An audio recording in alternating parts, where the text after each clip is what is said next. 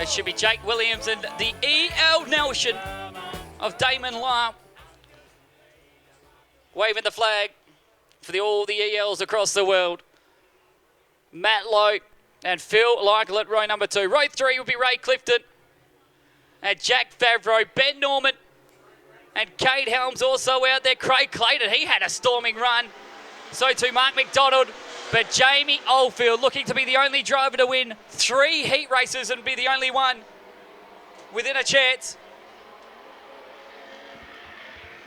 of taking the Heatley money. He's got 10 laps to come from the tail of the field to the front.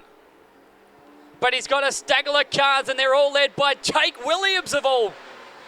Out in front in car number 24, he got the better of Lyle as Ben Norman to the bottom. Another of the EL Nation representatives. It's 3 wide with Ray Clifton.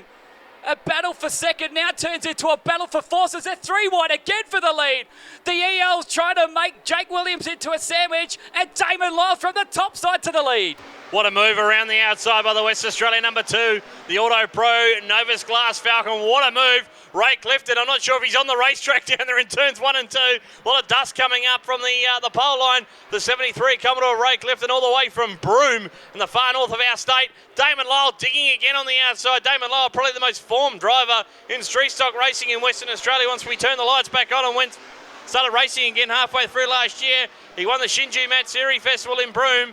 He also was runner-up in the Brian Rose Memorial at Ellenbrook, runner-up in the state title. He's had a purple patch the last 6 months. The young man, the second-generation driver from Carnarvon. Clifton got the Commodore Super sideways in Catalano corner. Damon Lyle to the outside.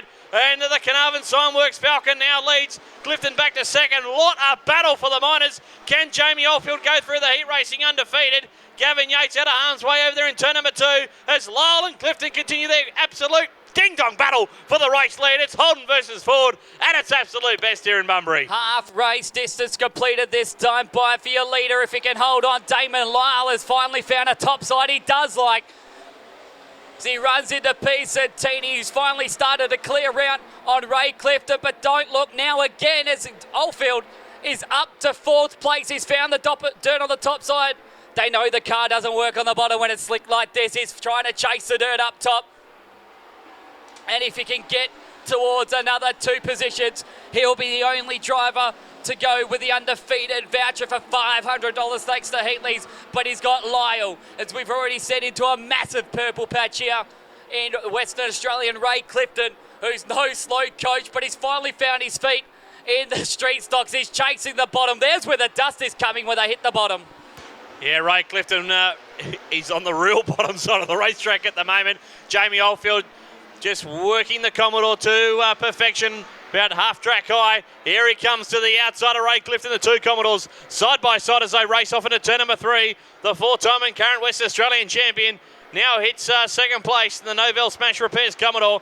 Ben Norman sits in 4th, and Phil Floppy Lycett, one of the best presented street stocks in the West Australian title last weekend, rounds out your top 5. But Damon Lyle doing enough at the moment. Can Jamie Oldfield run him down into turn number 3? Oldfield a big lunge in the Commodore to the inside of Lyle. He's on a tightrope a little bit at the moment. It's the 27 Falcon with 1 lap remaining. Here comes the state champion. It's a car length in it between the 2 of them at the moment. Oldfield can smell blood.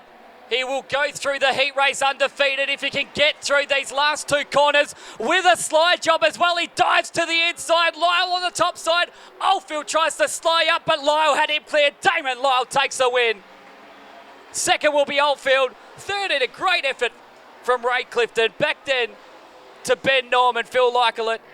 Then it's Craig Clayton, Jack Favreau, Jake Williams, Matt Lowe, Mark McDonald, and Gavin and Linda Yates. Heatley Safety and Industrial, your $500 stays in your pocket. I reckon Darryl was nervous there. Oh, would have been He would have been very nervous in the concluding stages. Jamie Oldfield didn't die wondering. He threw everything at Damon Lyle there in the concluding stages of heat race number 10. But the $500 stays in the pocket.